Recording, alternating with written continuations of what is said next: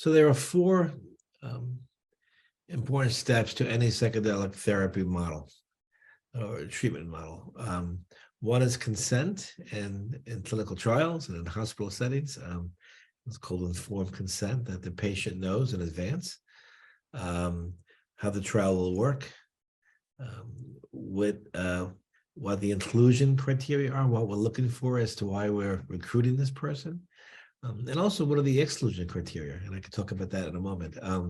What may not have them be allowed to be in the study because certain medications or certain features. So that's the consent, the agreement to go forward in the trial, an important part of medical research in clinical trials.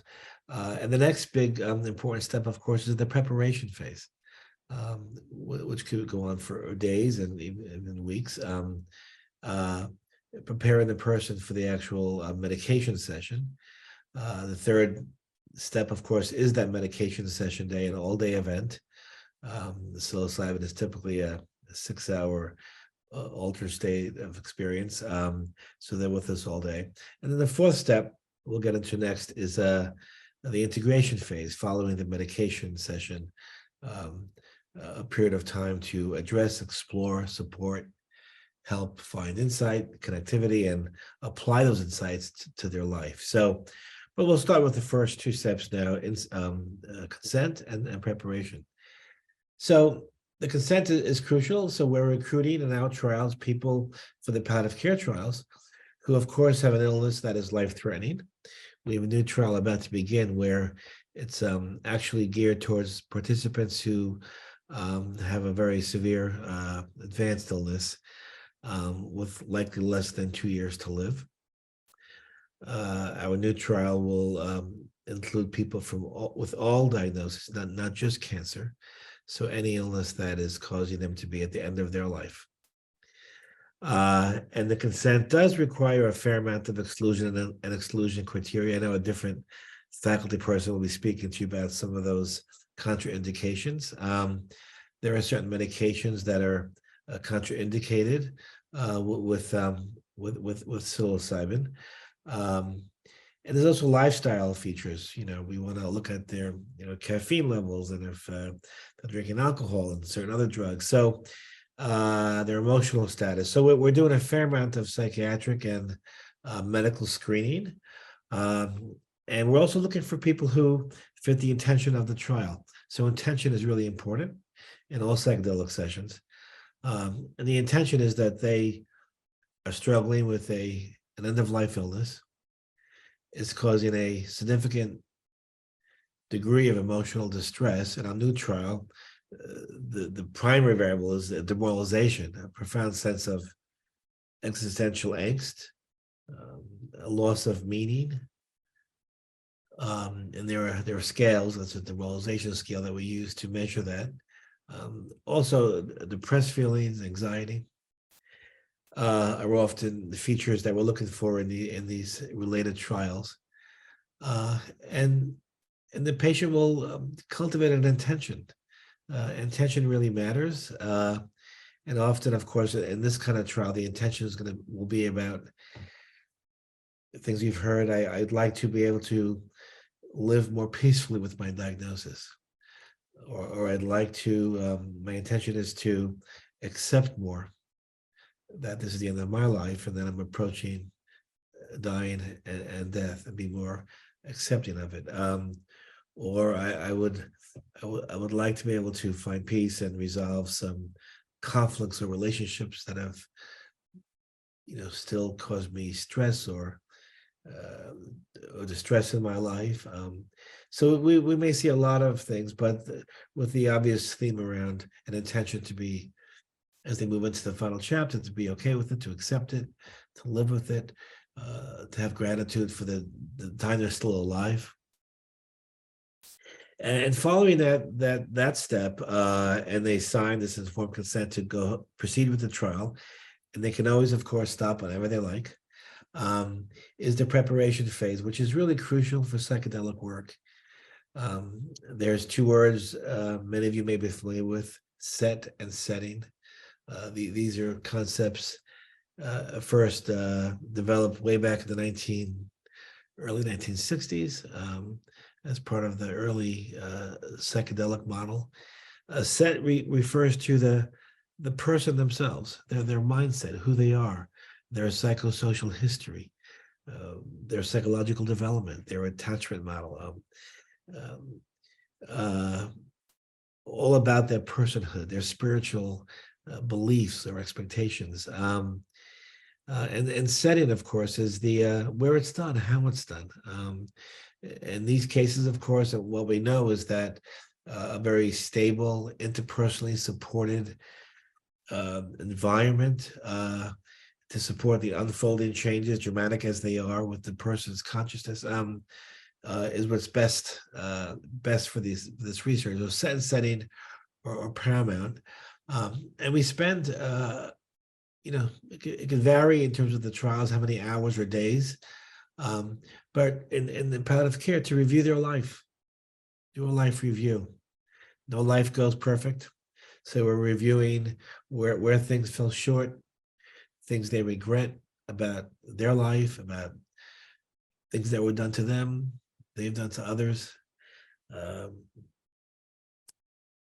things that didn't work out so well, and of course their accomplishments and where things went well and what mattered, what gave them meaning, um, uh, work and love and play, and was spirituality a part of that, and just reviewing their course of their life. And one of the important clinical reasons for that in terms of the medication session, is that if things arise during the psychedelic session that are quite dramatic and may involve a person in your life, that the therapists are already familiar with that person.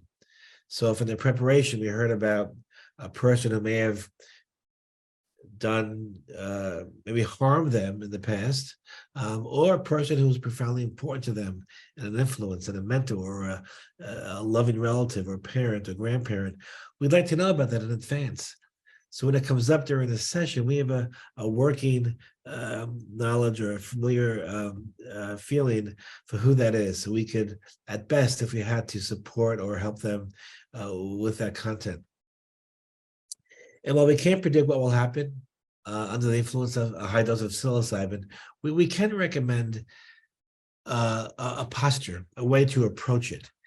And while the content can be varied from dramatically joyous and blissful and transcendent and beautiful, to also harrowing and challenging and dark and menacing and difficult,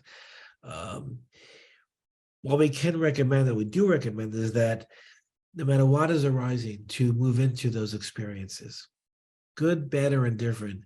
Be with what is coming up. Move into the experience. Be inquisitive. Ask it, why are you here? How do I learn from this?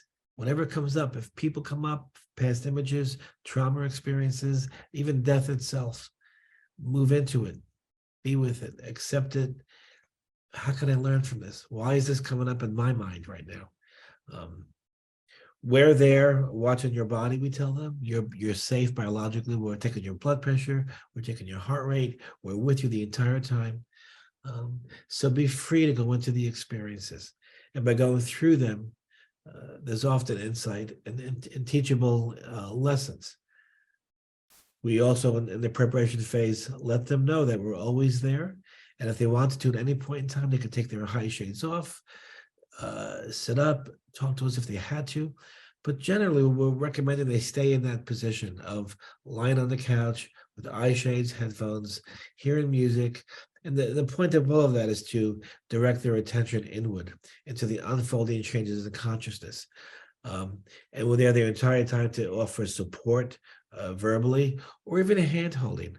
Now, on touch, it's really important that no touch is done ever in psychedelic therapy without the permission and the agreement of the participant. So in the preparation phase, we say that if things are very, very difficult and you're in a very tough stretch, what we call interpersonal grounding, and you wanted to hold one of the therapist's hands while you went through that we can do in advance. And that would all be worked out in advance. So there could be a hand holding in a very tough stretch of the experience. We're going to tell them we're going to check in every hour or less. It depends. How are things going? Are you okay? Just to make sure they're not stuck in some weird loop and they can't quite get out of it, and they're unable to tell us. So it's a review of their life. It's a review of the intention.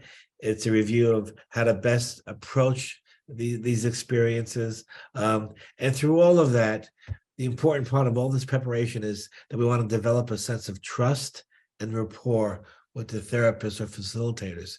Because the stronger that rapport is and that trust will be transferred to their trust to go into the experience, to trust the experience, to take leaps into whatever's arising, even dark images like death. And so that's paramount, and that kind of support and that therapeutic alliance.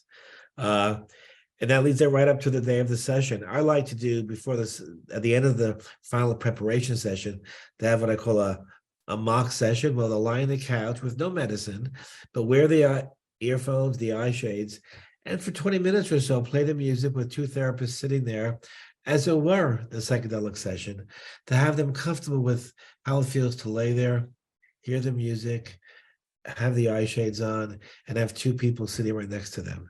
And we can practice that for a little bit. So when they come back the next day for the medication session, there's a working sense of how that would feel. So preparation is crucial. Without that, it's all bets are off as to how the experience can go. Without having an understanding, you move it into a very, very unique, extraordinary, non-ordinary state of consciousness that has the capacity for insight, but also for very difficult and challenging experiences. And for that, preparation is ideal.